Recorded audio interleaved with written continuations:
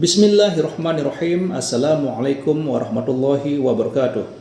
Alhamdulillahirabbil alamin wassalatu wassalamu ala asyrofil anbiya'i wal mursalin sayyidina Muhammadin wa ala alihi wa sahbihi ajma'in, amma ba'du. Sahabat beriman yang dimuliakan Allah, alhamdulillah kita bertemu lagi di channel ini.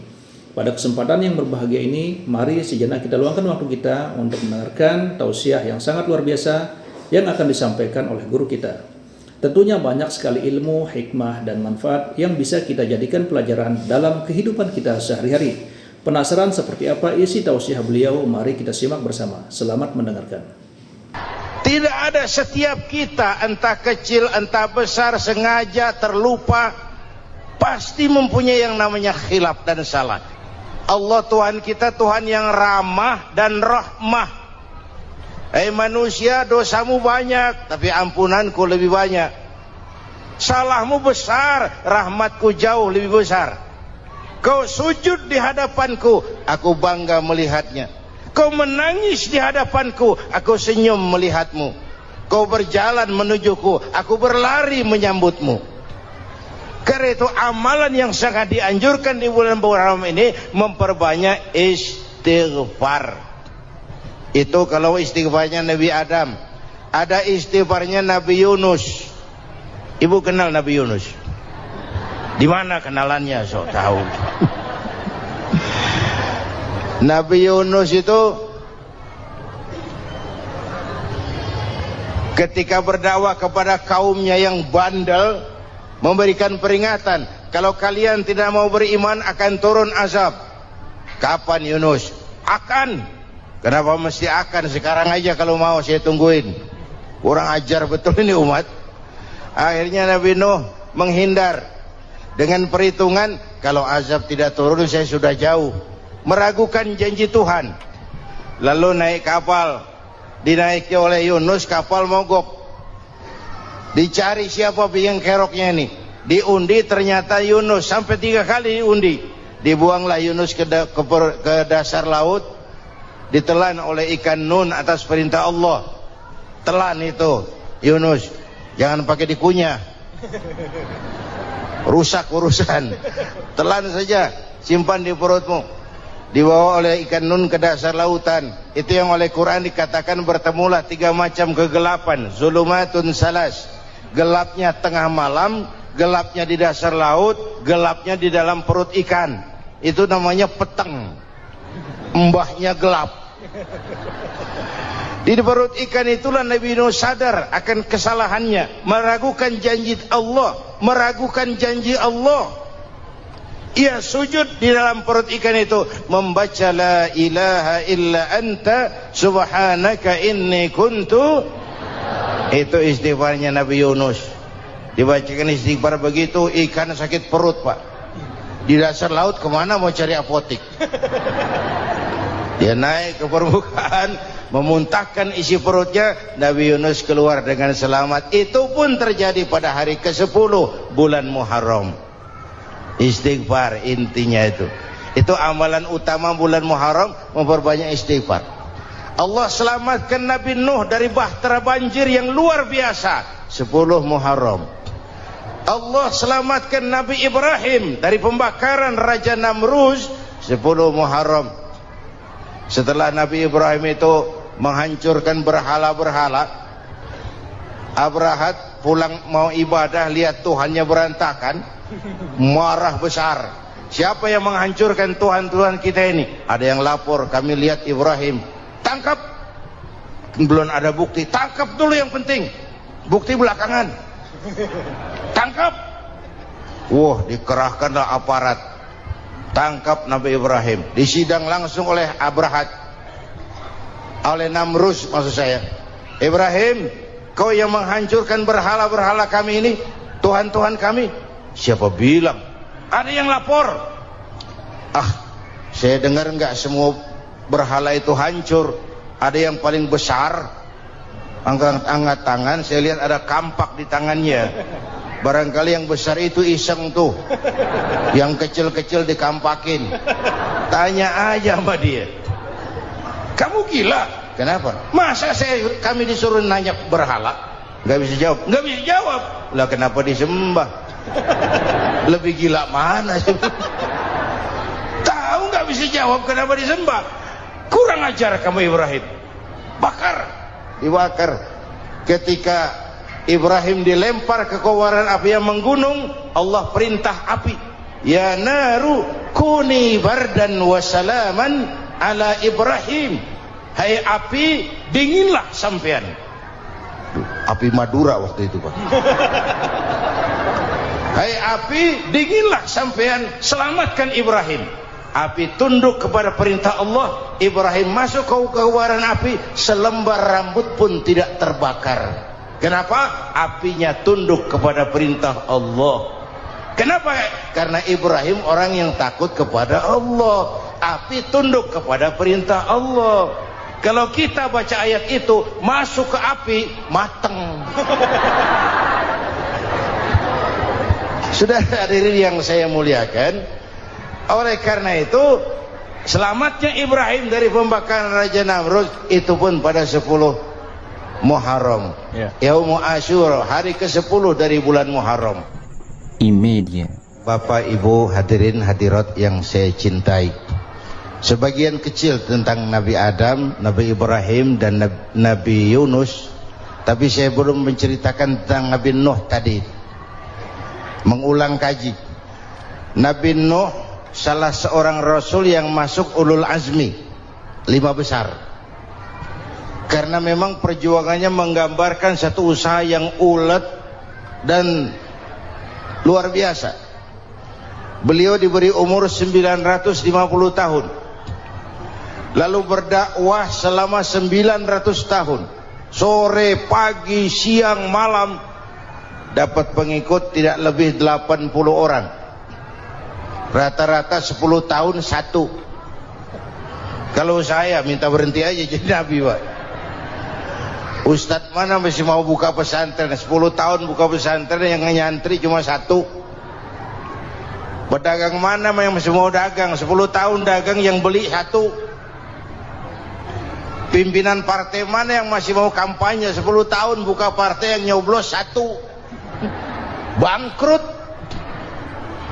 Umatnya bandel, kurang ajar, durjana, bajingan, tengik. Umatnya Nabi Nuh ini kalau diceramahi, telinganya ditutup dengan tangannya. Nabi Nuh akhirnya rekes. Tuhan, siang malam saya berdakwah kepada umat ini. Tiap kali saya sampaikan dakwahmu, mereka tutup telinganya dengan tangannya. Alergi dengar ceramah. Apa itu ceramah? Non profit.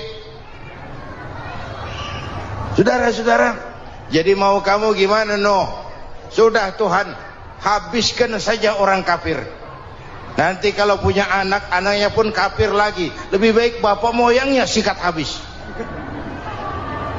Biasanya kalau bapak kalong, anak kampret. Bapak nyolong, anak nyopet. Fotokopi gimana aslinya? Hampir habiskan saja. Itu mau kamu, Nuh? Iya. Oke. Nanti aku turunkan banjir, Nuh. Buat kapal. Dengan apa saya harus buat kapal, Nuh? Ya dengan kayu, kata Tuhan. Kayunya dari mana, Tuhan? Ya dari pohon, Nuh. Pohonnya belum ada, Tuhan. Ya tanam dulu, Nuh. Bikin kapal, kayunya nanam pohon. Apa artinya? Perjuangan perlu kesabaran. Sukses itu ada prosesnya. Nggak bisa simsalabim abracadabra lalu kita mau sukses. Semua ada prosesnya. Walaupun kenyataannya begitu. Sukses banyak bapaknya, gagal itu yatim. Kalau kita sukses banyak yang ngakuin. Yang baru ketemu pakai manggil encing. Ketemu baru, tapi sukses banyak bapaknya. Gagal yatim, nggak ada yang mau ngakuin kalau kita gagal itu. Udah bikin kapal dengan kayu di tengah kampung, bikin kapal ini. Bayangkan di tengah kampung bikin kapal. Orang kafir makin menjadi-jadi. Lihat Nuh, kenapa? Makin sarap. Bikin kapal di tengah kampung, mau belayar kemana? Tuh lihat, kalau orang nggak tahu tujuan, mountain setengah jalan, proses yang dinilai bukan finalnya, ya kayak gitu kesimpulannya. Saya enaknya sendiri. Bikin kapal, kapal mendekati selesai, ini orang kafir rame-rame datang ke kapal Nuh. Mau apa? Buang najis. Sakit perut, berangkat ke kapal Nabi Nuh. Nongkrong, dapat 2-3 tumpuk, pulang. Penuh lantai kapal dengan najis manusia. Inilah perjuangan. Bukan jalan raya lurus bertabur bunga di kanan kirinya. Banyak ondak dan duri, fitnah, caci maki, antipat, segala macam. Nuh. Ada orang tua dasar kafir, kurang ajar, sudah stroke berangkat juga ke kapal Nuh. Mau buang najis, pincang-pincang, digotong orang. Selesai buang najis, dia bangun mau pulang, pegangan tiang kapal terpeleset, jatuh di atas tumpukan najis. Terjadi keajaiban, yang stroke-nya sembuh, lumpuhnya hilang. Berangkat digotong-gotong, pulang jalan gagah sekali. Tapi orang pekampungnya heran, ente sudah sembuh? Sudah. Berobat di mana? Kok begitu paten? Di kapal Nuh. Masih banyak.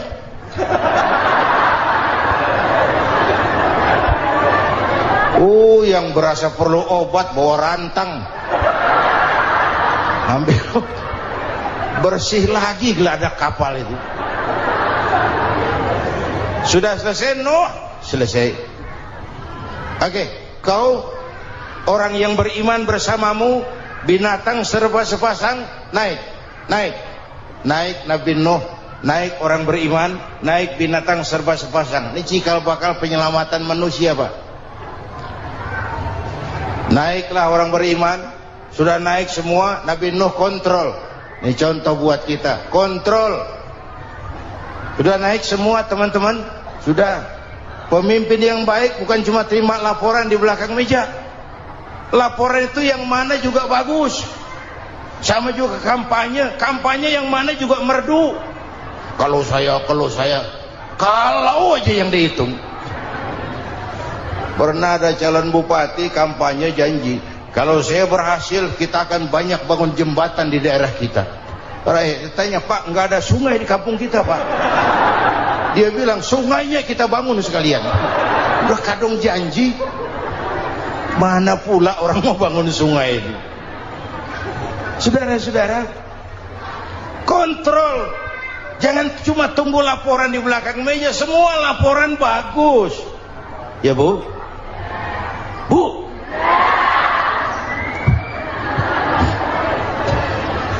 Nabi Nuh kontrol. Sudah naik semua? Sudah Nuh. Pulan bin Pulan naik. Naik Nuh. Paimin bin Tukijo. Naik. Kami lihat naik. Ada orang Jawa juga, Kiai? Ada. Sudah kontrol.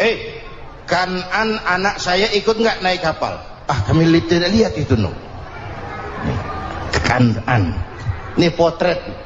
Bapaknya aktif ke masjid, ibunya rajin ke majelis taklim, anaknya keleleran kemana-mana. Bukan di sini, di Prancis. Udah di sini insya Allah sama.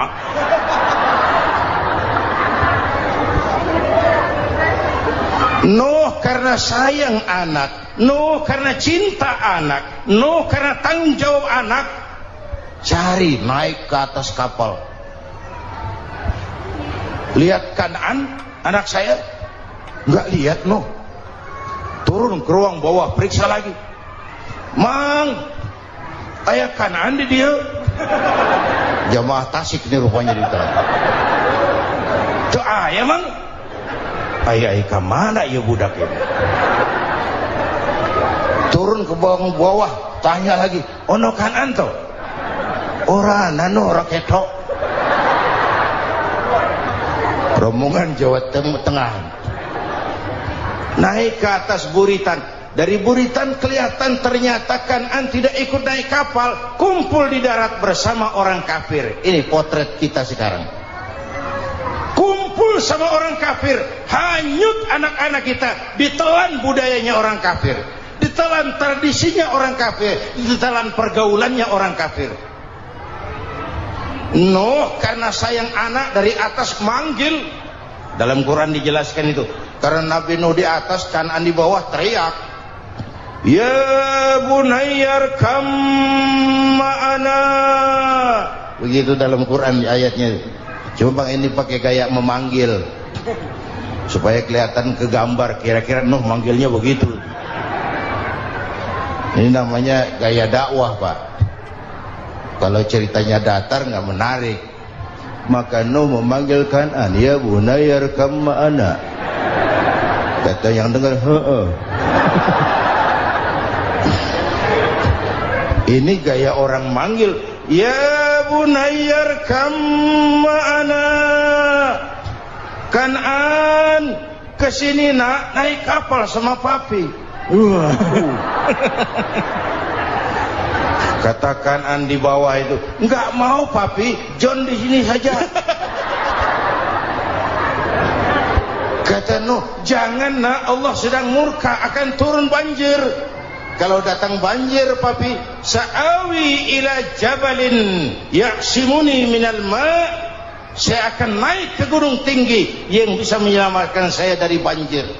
Kan'an naik ke gunung, gunung dihantam banjir, Kan'an mati sampai sekarang.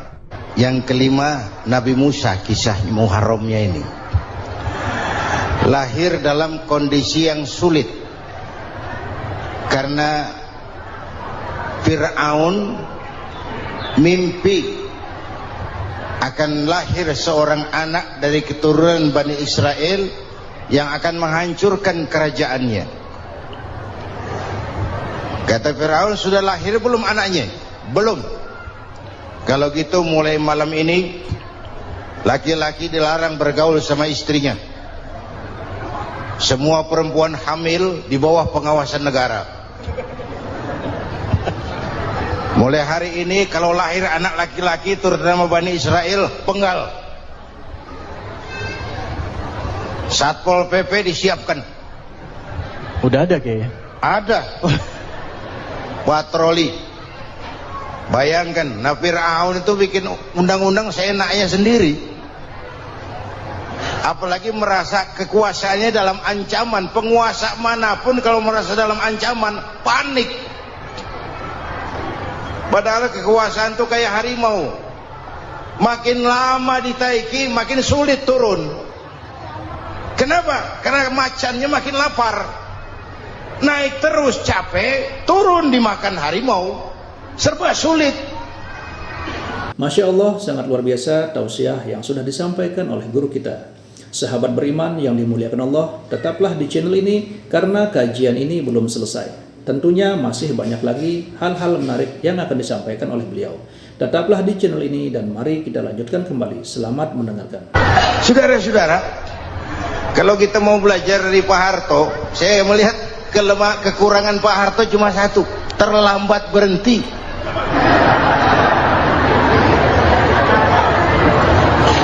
Terlambat berhenti. Di sekelilinginya banyak tukang-tukang jilat, tukang-tukang semir. Pak, kalau tidak ada bapak kami bagaimana, Pak? Saudara hadirin yang saya hormati, maka sering saya ingatkan, temanmu yang sejati adalah teman yang membuat kamu jadi benar, bukan teman yang selalu membenarkan kamu. Berapa banyak pejabat-pejabat hancur karena selalu dibenarkan oleh lingkungannya. Bapak benar, Pak. Bapak bijaksana, Pak. Itu tepat, Pak. Benar. Buang angin pun kata kelilingnya, oh Bapak sehat. Temanmu yang sejati, teman yang bikin kamu jadi benar, bukan teman yang selalu membenarkan kamu. Bapak Bapak Ibu hadirin yang saya hormati, tapi kehendak Allah terjadi. Lahirlah Musa. Bayinya dihanyutkan di sungai Nil. Bayi sudah menderita, dihanyutkan di sungai Nil. Dan akhirnya besar di lingkungan istana Fir'aun. Diriwayat oleh Ratu Aisyah, perempuan Fir'aun, setelah mulai berjuang, terjadilah itu. Musa dan pengikutnya dikejar oleh Fir'aun. Sampai di tepi laut, Allah wahyukan, Musa, lempar tongkatmu ke laut. Dalam kondisi darurat, mukjizat tiada jalan. Kondisi darurat. Kalau tidak, mukjizat itu maunya Allah, bukan maunya Nabi. Nabi nggak kuasa, Allah yang mau. Tapi hidup Nabi bukan mukjizat, manusiawi. Tidak mentang-mentang ada mukjizat tongkat, tiap sulit main tongkat, nggak usah berjuang kalau begitu. Itu darurat menyelamatkan umat. Tongkat dilempar ke laut, laut terbelah. Laut terbelah. Itu secara visualnya bisa kita lihat dalam film The Ten Commandments. Udah nonton belum? Urusan nonton kalah sama Ustadz bagaimana sih? Ten Commandments, 10 firman Tuhan. Tekniknya bagus loh. Bagaimana laut terbelah. Musa lewat, Fir'aun mengejar. Musa sampai di ujung sana, Fir'aun masih di sama tengah perjalanan. Laut nutup kembali. Laut menutup kembali, Fir'aun tenggelam, cengap-cengap di lautan. Begitu nafas sampai di tenggorokan, Fir'aun sambil cengap-cengap itu, amantu bi Rabbi Musa wa Harun. Duh, kalau begini mah saya juga percaya sama Tuhannya Musa. Malaikat maut jengkel, goblok loh, terlambat sekarang, ditenggelamin terus, modar. Musa selamat, Fir'aun mati, jenazahnya, jasadnya terdampar di pinggir laut. Beberapa waktu kemudian ditemukan orang, dimumi, dibalsem, diawetkan. Itu sesuai janji Quran, wa kadzalika nunajjika bibadanika litakuna liman khalfaka ayah. Kami selamatkan badan kamu agar jadi pelajaran bagi orang-orang sesudah kamu nanti. Janji Quran tepat. Janji itu 14 abad yang lalu.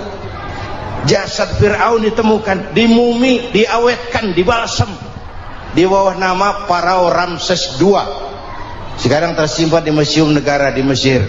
Kapan-kapan nanti ibu main ke Mesir, mampir. Naik ojek paling berapa itu? Oh, orangnya tinggi, hidungnya mancung, pokoknya pantaslah jadi Fir'aun.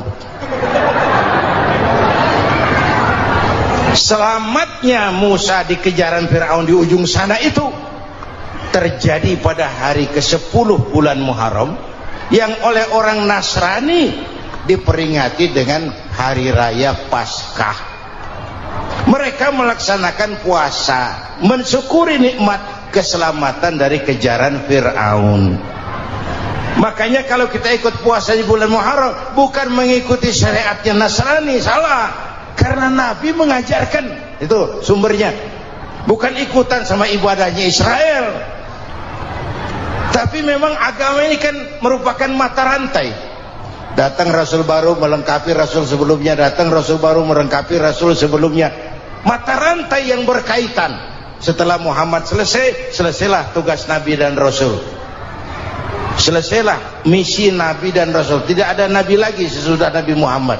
Itu harga mati, titik. Gak ada kompromi. Siapapun sekarang ini nggak datang ngaku jadi Nabi, wajib tidak percaya. Wajib tidak percaya. Tapi kaitannya memang, kita bilang Nasrani, orang bahasa Arab, bahasa Ibraninya Nazaret, Nasiroh, Nazaret. Itu beda dialek. Kita Daud, dia David.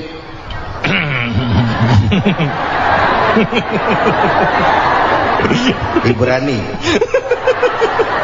Kita Ali, dia Alek. Kita Sulaiman, dia Solomon. Kita Camat, dia Comot. ini yang ngomong ini comot sembarang. Ini dia. Bapak dan Ibu jamaah yang saya cintai, pertanyaan pertama, hijrah qalbiyah. Ada hijrah badaniyah, hijrah fisik yang dilakukan Nabi dan sahabat dari Mekah ke Madinah. Itu hijrah badaniyah. Ada hijrah qalbiyah, hijrah hati. Dan ini yang kita perlukan sekarang, karena refleksinya akan membias kepada alur kehidupan. Kalau hati kita mau berhijrah, fisik akan ngikuti. Hijrah dari tempat, dari malas ibadah menjadi rajin ibadah. Hijrah dari maksiat kepada yang ma'ruf, dari berpecah belah menjadi bersatu. Hijrah seperti itu yang sangat kita perlukan. Subhanallah, sangat luar biasa apa yang sudah disampaikan oleh guru kita almarhum Kiai Haji Zainuddin MZ. Sahabat beriman yang dirahmati Allah, tetaplah di channel ini, jangan kemana-mana dulu karena tausiah ini belum selesai dan masih banyak lagi hal-hal menarik yang akan disampaikan oleh guru kita almarhum Kiai Haji Zainuddin MZ. Maka dari itu tetaplah di sini dan mari kita lanjutkan kembali. Selamat mendengarkan. Apalagi masyarakat ini paternalistik. Kita harus hijrah mental sekarang ini.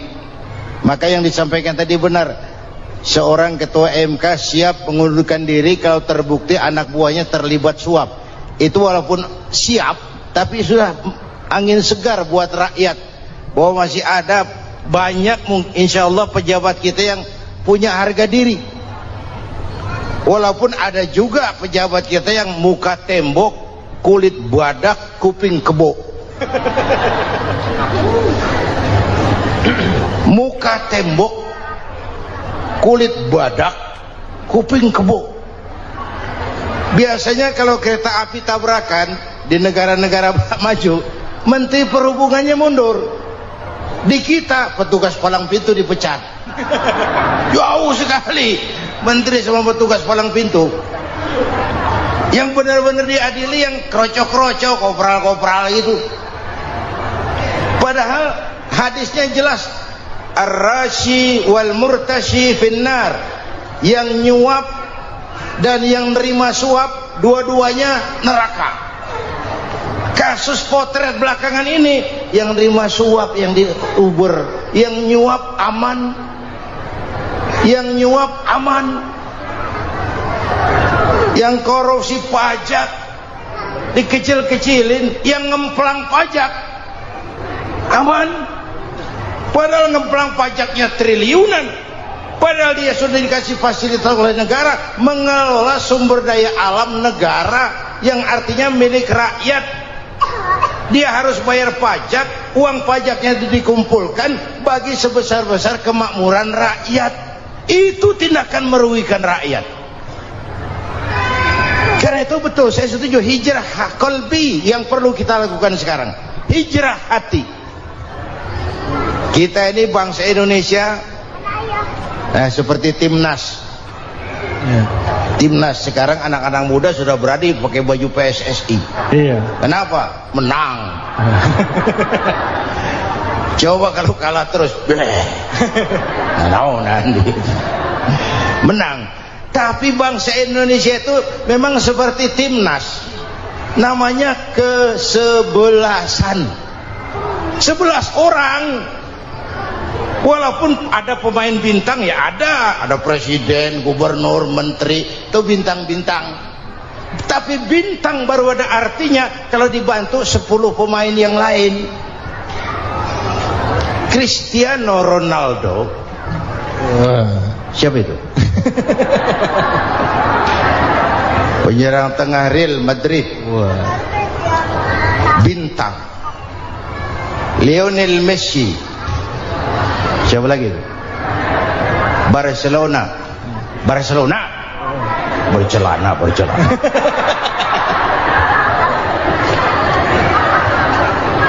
Michael Rooney, bintang Manchester United. Ronaldo baru bintang, Messi baru bintang kalau ada 10 pemain yang lain. bagaimanapun hebatnya Cristiano Ronaldo, kalau sendirian lawan satu kesebelasan, babak belur.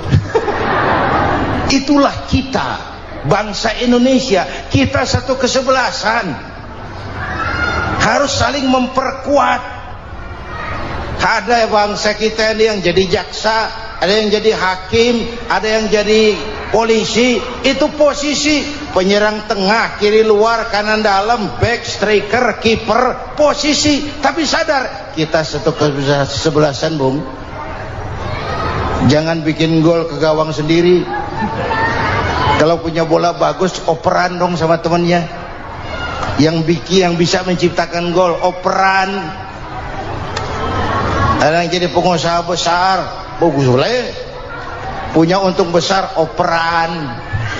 Kasih masjid, kasih pesantren, operan. Ini kesebelasan kita kalau punya bola, pelitnya setengah mati, Pak. Nggak mau ngoper. Bawa sendiri, mending bikin gol. Enggak. Kita ini satu kesebelasan. Satu sama lain harus saling memperkuat. Bahwa ada penyerang tengah, itu sih posisi. Tapi kalau memang peluang memungkinkan, ayo dong operan. Saya iri sama kesebelasan Nasrani di Indonesia. Mereka kalau punya bola, operannya cakep. Gereja cepat selesai, rumah sakit Kristen cepat selesai. Kenapa? Operannya bagus. Kita ini kalau punya bola bawa sendiri, nggak mau ngoper. Maka masjid nggak selesai-selesai, madrasah banyak yang bocor, rumah sakit Islam kalah bersaing. Kenapa? Operannya berat. Ayo menyadari, kita ini timnas, satu kesebelasan. Jangan menjegal kawan seiring, kawan sendiri dijegal. Sudah musuh terlalu kuat, gawang sendiri dijebol. Akhirnya terbalik kita ini. Ujian terberat telah diberikan Allah kepada para anbiya, kemudian para aulia, kemudian para ulama. Summal amsal fal amsal, ke bawah dan ke bawah. Diuji setiap orang menurut kekuatannya berpegang kepada agama. Kalau karena anak Melayu bilang, kalau takut dengan ombak, jangan berumah di tepi pantai. Kalau takut diterjang ombak, jangan berumah di tepi pantai. Kata ibu tadi, mau jadi pohon tinggi harus berani ketiup angin. Makin tinggi pohonnya, makin keras anginnya. Takut angin, jangan jadi pohon tinggi, jadilah rumput. Nggak ditiup angin, tapi diinjak kebo. Apa yang nggak ada resikonya? Apa yang nggak ada resikonya? Semua nabi ada yang dihantam kekuasaan yang arogansi. Ibrahim berhadapan dengan Namrud. Musa berhadapan dengan Fir'aun. Ada yang diuji dengan berhadapan umat yang sangat kurang ajar. Ada yang diuji dengan gosip yang dahsyat. Nabi Yusuf digosipi sama Zulaikha itu. Nabi Yusuf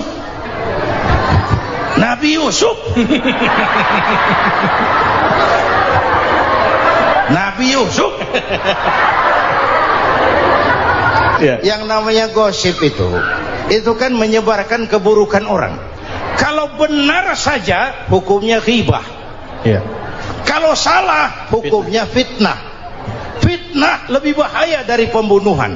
Benarnya ghibah, salahnya fitnah.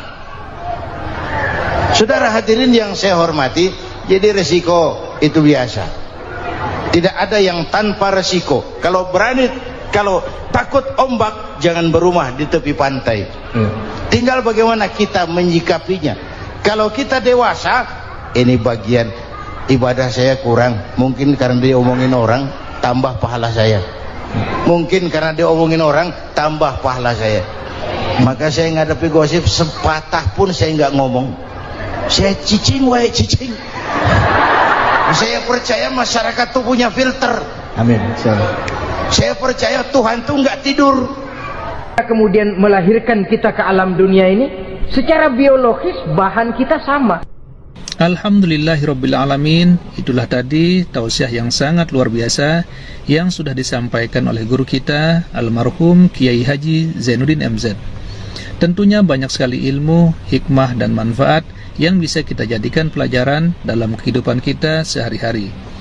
Sahabat beriman yang dimuliakan Allah, mari kita doakan guru kita, semoga beliau diampuni segala dosa-dosanya dan dilapangkan kuburnya. Amin ya rabbal alamin. Dan buat sahabat semua yang sudah setia menonton tausiah ini sampai selesai, saya ucapkan terima kasih banyak. Semoga Allah subhanahu wa ta'ala senantiasa selalu melimpahkan rahmat dan karunia-Nya kepada sahabatku semua, selalu diberikan kesehatan, dimudahkan segala urusannya, dan dilancarkan rezekinya.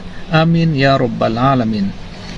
Sahabat beriman yang dimuliakan Allah, demikian yang dapat saya bagikan. Kurang lebihnya mohon maaf.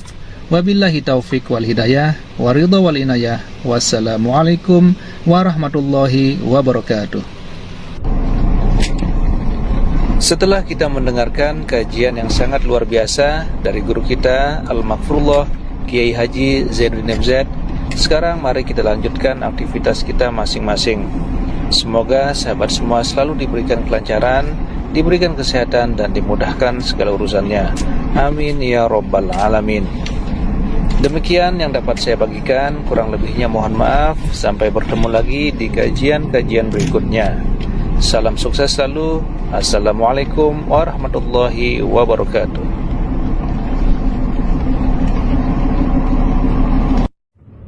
Assalamualaikum warahmatullahi wabarakatuh. Alhamdulillahirrabbilalamin. Wassalatu wassalamu ala ashrafil anbiya'i wal mursalin Sayyidina Muhammadin wa ala alihi wa sahbihi ajma'in. Amma ba'du. Sahabat beriman yang dimuliakan Allah, alhamdulillah kita bertemu lagi di channel ini.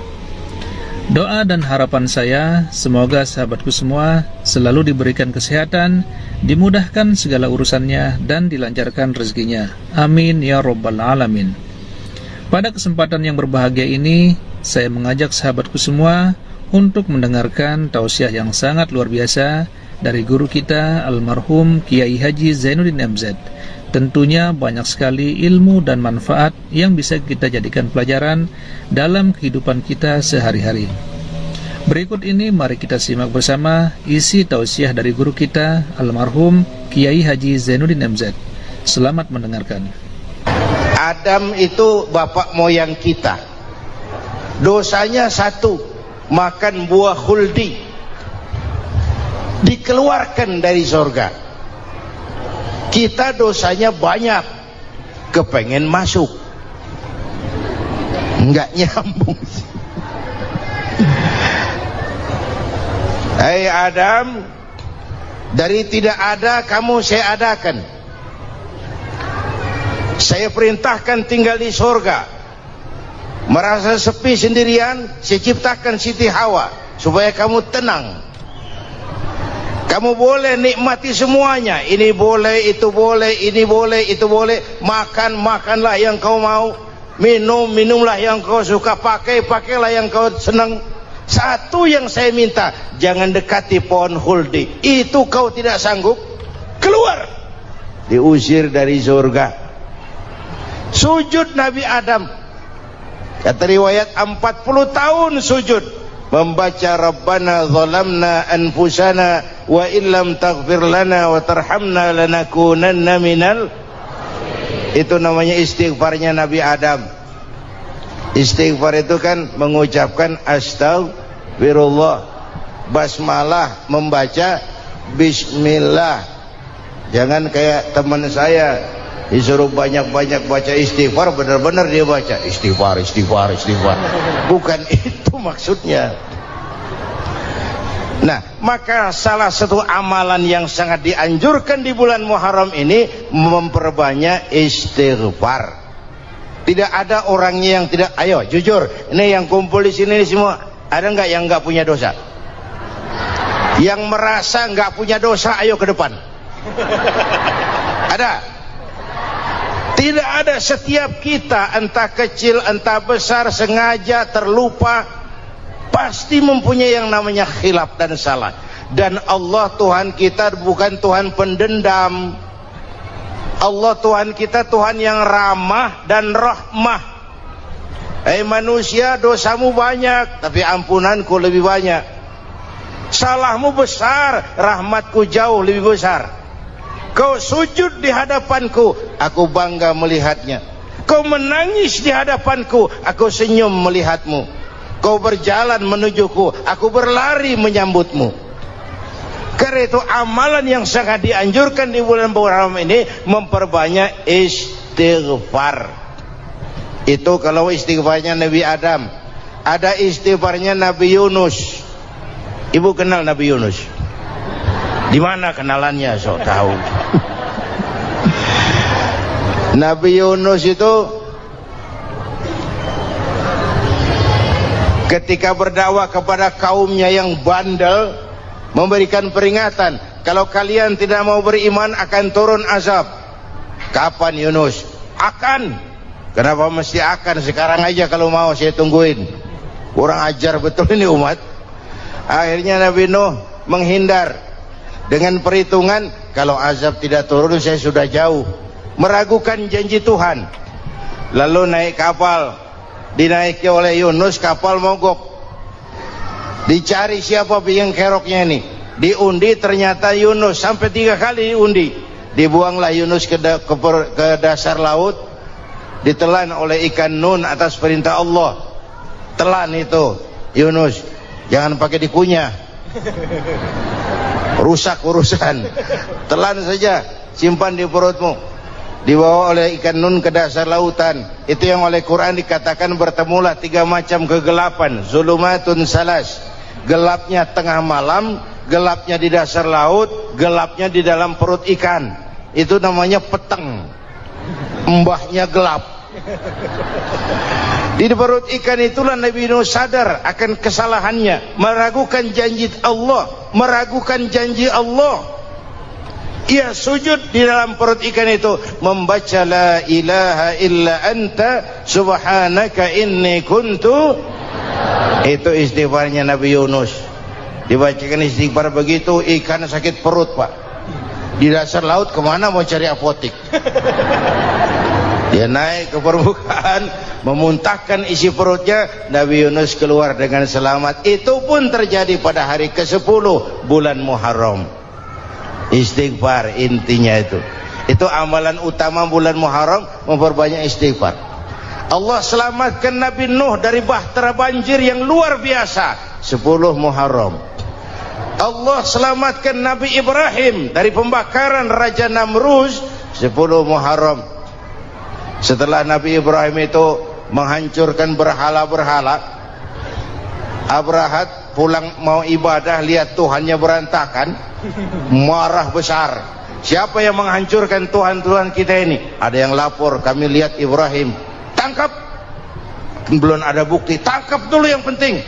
Bukti belakangan. Tangkap. Wah, dikerahkanlah aparat. Tangkap Nabi Ibrahim, disidang langsung oleh Abrahat, oleh Namruz maksud saya. Ibrahim, kau yang menghancurkan berhala-berhala kami ini, Tuhan-Tuhan kami. Siapa bilang? Ada yang lapor.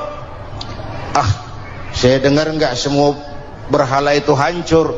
Ada yang paling besar, angkat tangan, saya lihat ada kampak di tangannya. Barangkali yang besar itu iseng tuh, yang kecil-kecil dikampakin. Tanya aja sama dia, kamu gila? Kenapa? Masa kami disuruh nanya berhala? Nggak bisa jawab. Nggak bisa jawab. Lah kenapa disembah? Lebih gila mana sih? Tahu nggak bisa jawab kenapa disembah? Kurang ajar kamu Ibrahim. Bakar, dibakar. Ketika Ibrahim dilempar ke kobaran api yang menggunung, Allah perintah api, ya naru kuni bardan wa salaman ala Ibrahim. Hai api, dinginlah sampean. Api Madura waktu itu pak. Hai api, dinginlah sampean, selamatkan Ibrahim. Api tunduk kepada perintah Allah. Ibrahim masuk ke kobaran api, selembar rambut pun tidak terbakar. Kenapa? Apinya tunduk kepada perintah Allah. Kenapa? Karena Ibrahim orang yang takut kepada Allah. Api tunduk kepada perintah Allah. Kalau kita baca ayat itu, masuk ke api, mateng. Sudah hadirin yang saya muliakan, oleh karena itu selamatnya Ibrahim dari pembakaran Raja Namrud itu pun pada 10 Muharram, Yaumul Asyura, hari ke-10 dari bulan Muharram. Bapak Ibu hadirin hadirat yang saya cintai, sebagian kecil tentang Nabi Adam, Nabi Ibrahim dan Nabi Yunus, tapi saya belum menceritakan tentang Nabi Nuh tadi. Mengulang kaji, Nabi Nuh salah seorang rasul yang masuk ulul azmi 5 besar, karena memang perjuangannya menggambarkan satu usaha yang ulet dan luar biasa. Beliau diberi umur 950 tahun, lalu berdakwah selama 900 tahun, sore, pagi, siang, malam, dapat pengikut tidak lebih 80 orang, rata-rata 10 tahun satu. Kalau saya minta berhenti aja jadi nabi, Pak. Ustadz mana masih mau buka pesantren 10 tahun buka pesantren, yang nyantri cuma satu. Pedagang mana yang masih mau dagang 10 tahun dagang, yang beli satu. Pimpinan partai mana yang masih mau kampanye 10 tahun buka partai, yang nyoblos satu. Bangkrut. Umatnya bandel, kurang ajar, durjana, bajingan, tengik. Umatnya Nabi Nuh ini kalau diceramahi telinganya ditutup dengan tangannya. Nabi Nuh akhirnya rekes, Tuhan siang malam saya berdakwah kepada umat ini, tiap kali saya sampaikan dakwahmu mereka tutup telinganya dengan tangannya, alergi dengar ceramah. Apa itu ceramah? Non profit. Saudara-saudara, jadi mau kamu gimana Nuh? Sudah Tuhan, habiskan saja orang kafir. Nanti kalau punya anak, anaknya pun kafir lagi. Lebih baik bapak moyangnya sikat habis. Biasanya kalau bapak kalong, anak kampret. Bapak nyolong, anak nyopet. Fotokopi gimana aslinya? Hampir habiskan saja. Itu mau kamu Nuh? Iya. Oke. Nanti aku turunkan banjir Nuh, buat kapal. Dengan apa saya harus buat kapal Nuh? Ya dengan kayu, kata Tuhan. Kayunya dari mana Tuhan? Ya dari pohon Nuh. Pohonnya belum ada Tuhan. Ya tanam dulu Nuh. Bikin kapal kayunya nanam pohon. Apa artinya? Perjuangan perlu kesabaran. Sukses itu ada prosesnya. Nggak bisa simsalabim abracadabra lalu kita mau sukses. Semua ada prosesnya.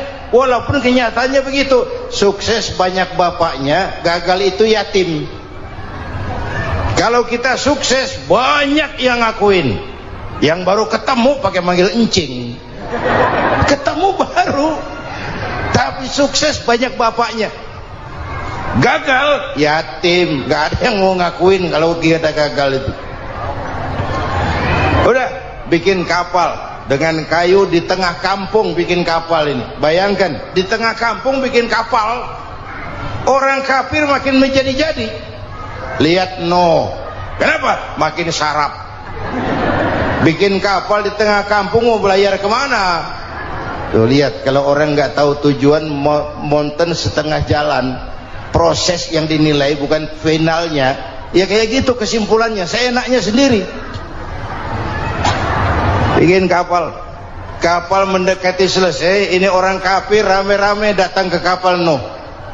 Mau apa? Buang najis. Sakit perut, berangkat ke kapal Nabi Nuh. Nongkrong, dapat 2-3 tumpuk, pulang. Penuh lantai kapal dengan najis manusia. Inilah perjuangan, bukan jalan raya lurus bertabur bunga di kanan kirinya. Banyak ondak dan duri, fitnah, caci maki, antipat, segala macam. Nuh, ada orang tua dasar kafir, kurang ajar, sudah stroke berangkat juga ke kapal Nuh. Mau buang najis, pincang-pincang digotong orang. Selesai buang najis, dia bangun mau pulang, pegangan tiang kapal terpeleset, jatuh di atas tumpukan najis. Terjadi keajaiban, yang stroke-nya sembuh, lumpuhnya hilang, berangkat digotong-gotong pulang, jalan gagah sekali. Tapi orang pekampungnya heran, ente sudah sembuh? Sudah. Berobat di mana? Kok begitu paten? Di kapal Nuh. Masih banyak.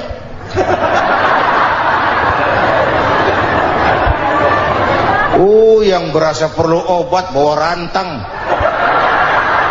ambil bersih lagi geladak kapal itu.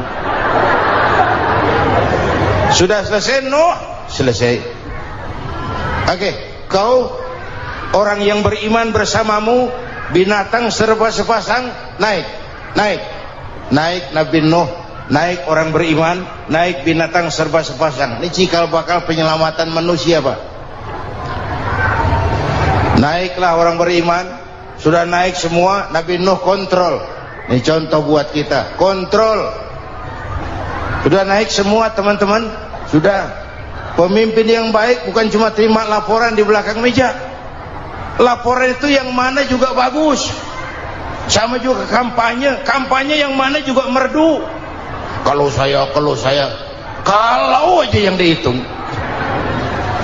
Pernah ada calon bupati kampanye janji, kalau saya berhasil kita akan banyak bangun jembatan di daerah kita.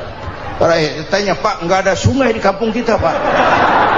Dia bilang, sungainya kita bangun sekalian. Udah kadung janji, mana pula orang mau bangun sungai ini. Saudara-saudara, kontrol. Jangan cuma tunggu laporan di belakang meja, semua laporan bagus. Ya Bu? Bu?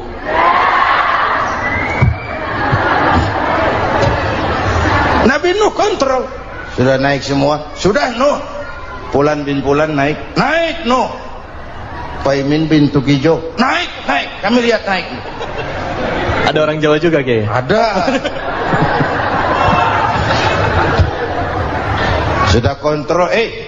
Kanan anak saya ikut nggak naik kapal? Kami tidak lihat itu Nuh. Kanan. Ini potret. Bapaknya aktif ke masjid, ibunya rajin ke majelis taklim, anaknya keleleran kemana-mana. Bukan di sini, di Prancis. Udah di sini insya Allah sama.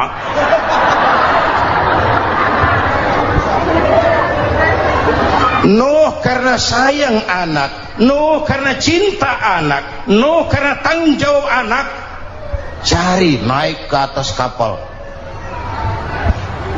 Lihat Kan'an anak saya? Nggak lihat Nuh.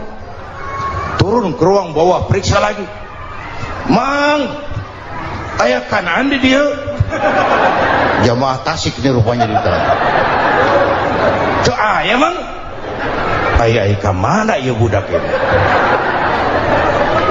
Turun ke bawah, tanya lagi. Ono Kan'an toh?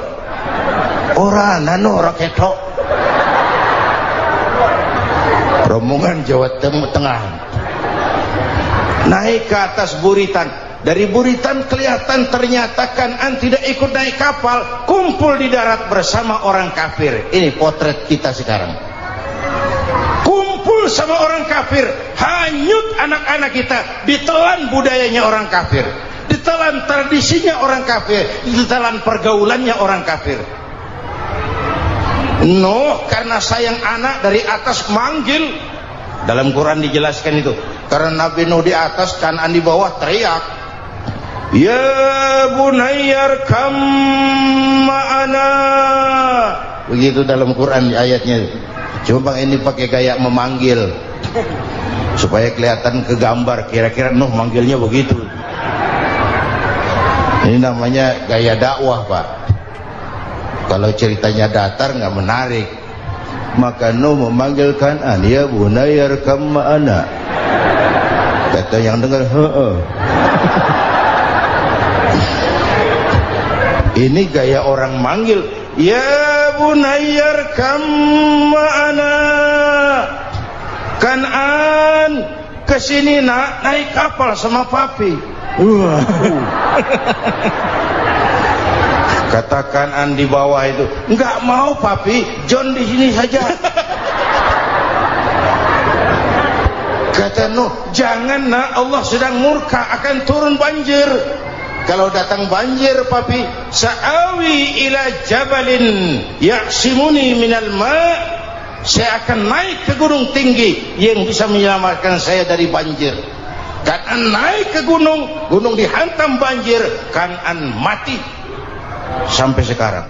Yang kelima, Nabi Musa, kisah Muharramnya ini lahir dalam kondisi yang sulit karena Fir'aun mimpi akan lahir seorang anak dari keturunan Bani Israel yang akan menghancurkan kerajaannya.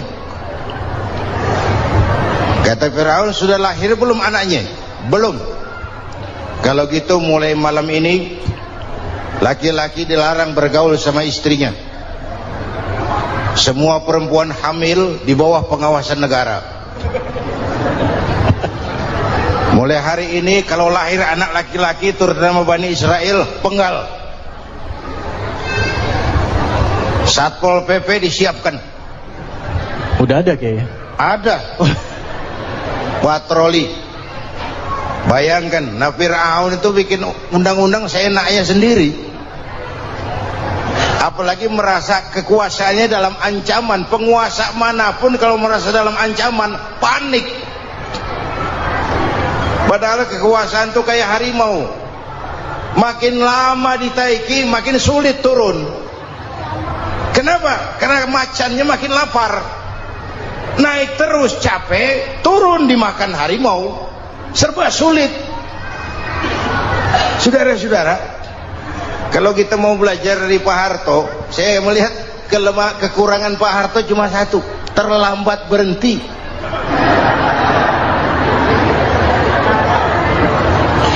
Terlambat berhenti. Di sekelilinginya banyak tukang-tukang jilat, tukang-tukang semir. Pak, kalau tidak ada bapak kami bagaimana, Pak? Saudara hadirin yang saya hormati, maka sering saya ingatkan, temanmu yang sejati adalah teman yang membuat kamu jadi benar, bukan teman yang selalu membenarkan kamu. Berapa banyak pejabat-pejabat hancur karena selalu dibenarkan oleh lingkungannya. Bapak benar, Pak. Bapak bijaksana, Pak. Itu tepat, Pak. Benar. Buang angin pun kata kelilingnya, oh Bapak sehat. Temanmu yang sejati, teman yang bikin kamu jadi benar, bukan teman yang selalu membenarkan kamu. Bapak Ibu hadirin yang saya hormati, tapi kehendak Allah terjadi. Lahirlah Musa. Bayinya dihanyutkan di sungai Nil. Bayi sudah menderita, dihanyutkan di sungai Nil. Dan akhirnya besar di lingkungan istana Fir'aun. Diriwayat oleh Ratu Aisyah, perempuan Fir'aun, setelah mulai berjuang, terjadilah itu. Musa dan pengikutnya dikejar oleh Fir'aun. Sampai di tepi laut, Allah wahyukan Musa, lempar tongkatmu ke laut. Dalam kondisi darurat, mukjizat tiada jalan. Kondisi darurat. Kalau tidak, mukjizat itu maunya Allah, bukan maunya Nabi. Nabi nggak kuasa, Allah yang mau. Tapi hidup Nabi bukan mukjizat, manusiawi. Tidak mentang-mentang ada mukjizat tongkat, tiap sulit main tongkat, nggak usah berjuang kalau begitu. Itu darurat menyelamatkan umat. Tongkat dilempar ke laut, laut terbelah. Laut terbelah. Itu secara visualnya bisa kita lihat dalam film The Ten Commandments. Udah nonton belum? Urusan nonton kalah sama Ustadz bagaimana sih? Ten Commandments, 10 firman Tuhan. Tekniknya bagus loh. Bagaimana laut terbelah. Musa lewat, Fir'aun mengejar.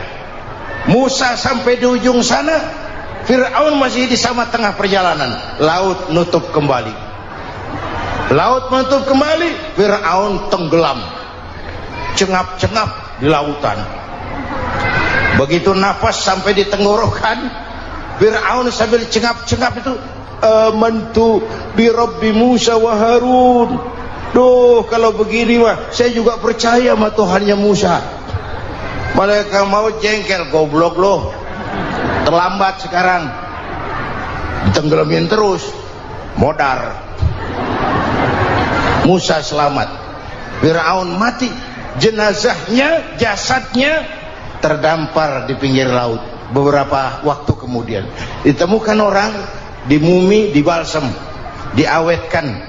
Itu sesuai janji Quran, wa kadzalika nunajjika bi badanika litakuna liman khalfaka ayah. Kami selamatkan badan kamu agar jadi pelajaran bagi orang-orang sesudah kamu nanti. Janji Quran tepat. Janji itu 14 abad yang lalu.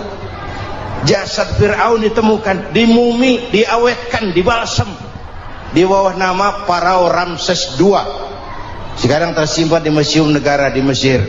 Kapan-kapan nanti ibu main ke Mesir, mampir. Naik ojek paling berapa itu? Oh, orangnya tinggi, hidungnya mancung, pokoknya pantaslah jadi Fir'aun. Selamatnya Musa di kejaran Fir'aun di ujung sana itu terjadi pada hari ke-10 bulan Muharram, yang oleh orang Nasrani diperingati dengan hari raya Paskah. Mereka melaksanakan puasa, mensyukuri nikmat keselamatan dari kejaran Fir'aun. Makanya kalau kita ikut puasa di bulan Muharram, bukan mengikuti syariatnya Nasrani, salah. Karena Nabi mengajarkan, itu sumbernya, bukan ikutan sama ibadahnya Israel. Tapi memang agama ini kan merupakan mata rantai. Datang Rasul baru melengkapi Rasul sebelumnya, datang Rasul baru melengkapi Rasul sebelumnya. Mata rantai yang berkaitan. Setelah Muhammad selesai, selesailah tugas Nabi dan Rasul. Selesailah misi Nabi dan Rasul. Tidak ada Nabi lagi sesudah Nabi Muhammad. Itu harga mati, titik. Gak ada kompromi. Siapapun sekarang ini nggak datang ngaku jadi Nabi, wajib tidak percaya. Wajib tidak percaya. Tapi kaitannya memang, kita bilang Nasrani, orang bahasa Arab, bahasa Ibraninya Nazaret, Nasiroh, Nazaret. Itu beda dialek. Kita Daud, dia David.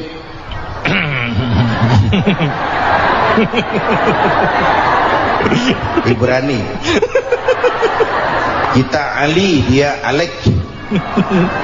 Kita Sulaiman, dia Solomon. Kita Camat, dia Comot. Ini yang ngomong ini comot sembarang.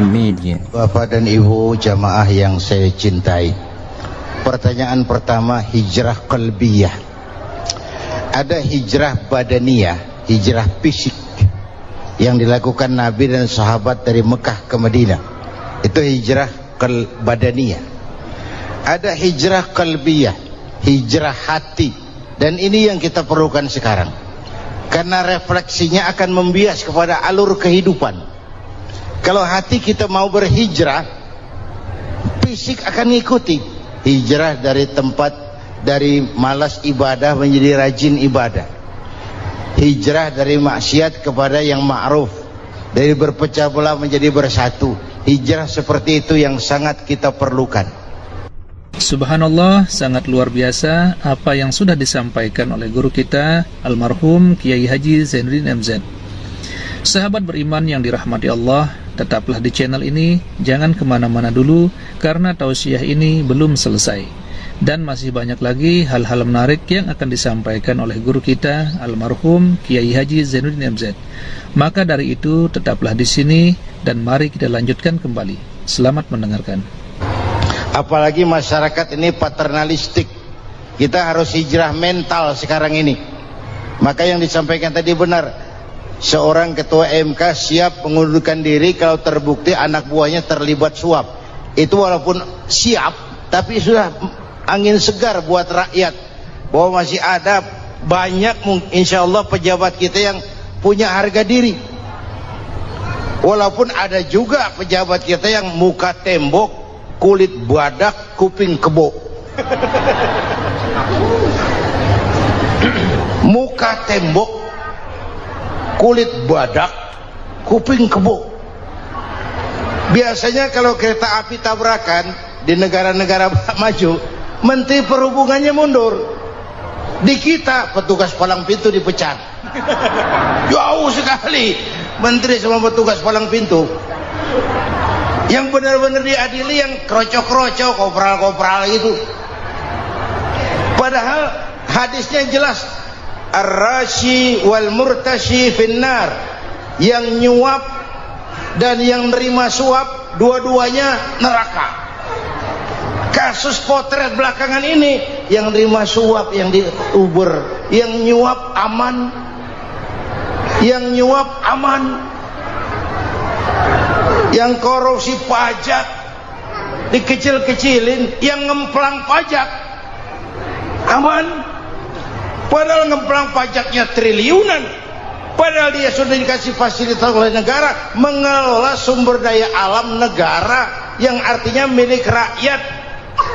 Dia harus bayar pajak, uang pajaknya itu dikumpulkan bagi sebesar-besar kemakmuran rakyat.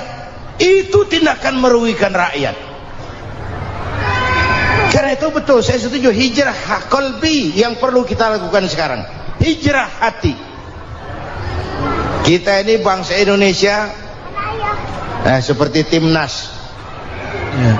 Timnas sekarang anak-anak muda sudah berani pakai baju PSSI.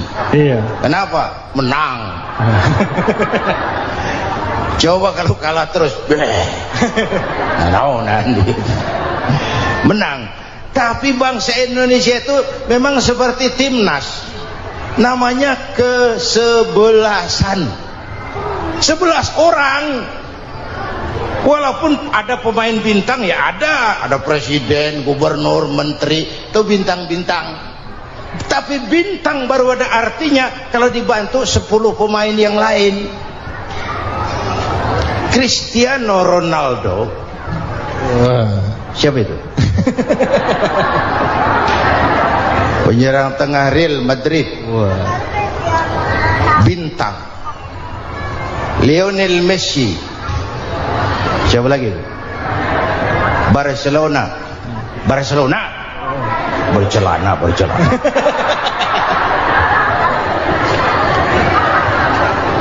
Michael Rooney, bintang Manchester United.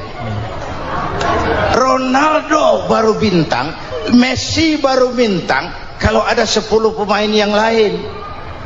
Bagaimanapun hebatnya Cristiano Ronaldo, kalau sendirian lawan satu kesebelasan, babak belur.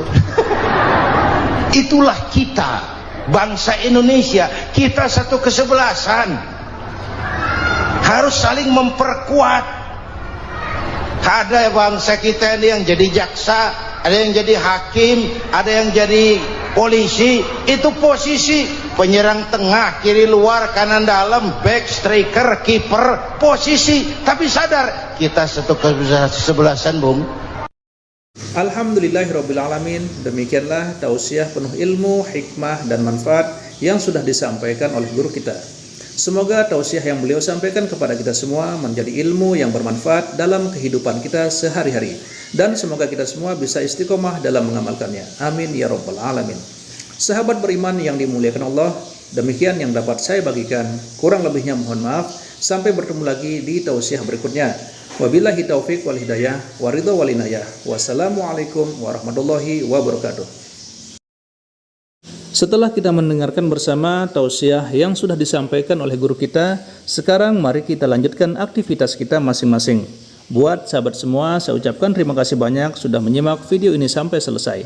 Doa dan harapan saya, semoga sahabat semua selalu diberikan kesehatan, dimudahkan segala urusannya, dan dilancarkan rezekinya. Amin ya Rabbal Alamin. Selamat beraktivitas dan sukses selalu. Sampai bertemu lagi di video berikutnya. Wassalamualaikum warahmatullahi wabarakatuh.